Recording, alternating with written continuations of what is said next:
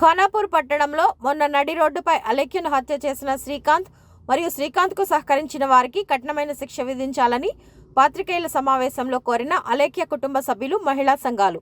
నా కూతురిని దారుణంగా హత్య చేసిన శ్రీకాంత్ తరపున ఏ ఒక్క న్యాయవాది వాదించకూడదని తెలంగాణ బార్ కౌన్సిల్ని వేడుకుంటున్న అలేఖ్య కుటుంబ సభ్యులు.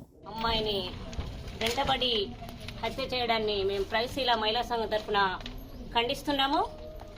శ్రీకాంత్ అనే అబ్బాయి ఆమెను హత్య చేయడాన్ని తీవ్రంగా ఖండిస్తూ అతన్ని కఠినంగా శిక్షించాలని ప్రైశీల మహిళా సంఘం తరఫున డిమాండ్ చేస్తున్నాం. ఈరోజు ప్రేమించడం అనేది తప్పు కాదు, కానీ ప్రేమ పేరుతోనే ఆమె వెంటబడి దాదాపు 5-6 సంవత్సరాలు ప్రేమ పేరుతో మభ్యపెట్టి ఆమెను వెంబడించి ఆమెను హత్య చేయడానికి పూనుకున్న శ్రీకాంత్ను కఠినంగా శిక్షించాలి. కులంలో కూడా ఆయనను నాకు వద్దు అని ఆమె నిరాకరించింది.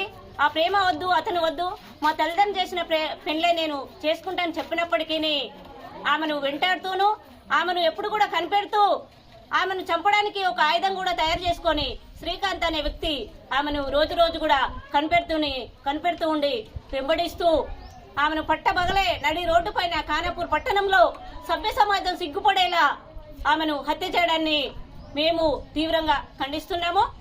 ఆయనను కఠినంగా శిక్షించాలని పోలీసు వైఫల్యం కూడా ఉంది. పోలీస్ స్టేషన్ కు వెళ్లి కౌన్సిలింగ్ కూడా ఇవ్వడం జరిగినప్పటికీ మరి పోలీసు వాళ్ళు కూడా అతని పైన నిఘా పెట్టలేదు. అతను రోజు తిరుగుతున్నప్పుడు కూడా మరి అతను ఎందుకు తిరుగుతున్నాడు, ఏం చేస్తున్నాడు అనేది కూడా కనీసం వాళ్ళు తెలుసుకోలేకపోవడం పోలీసు వైఫల్యంగా మేము పరిగణిస్తున్నాము. పోలీసు వైఫల్యం కూడా జరిగింది అని మేము అనుకుంటున్నాము. నిఘా పెట్టకపోవడం చాలా పోలీసు వైఫల్యం ఉంది.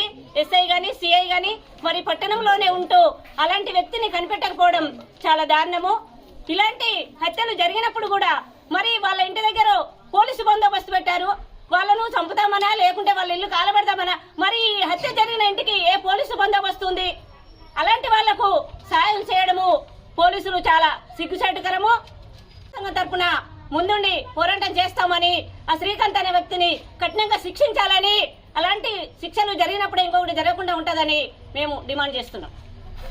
ప్రజాపంద మాసులైన ముందుండి పోరాడుతుందని చెప్పేసి నేను విజ్ఞప్తి చేస్తున్నాను.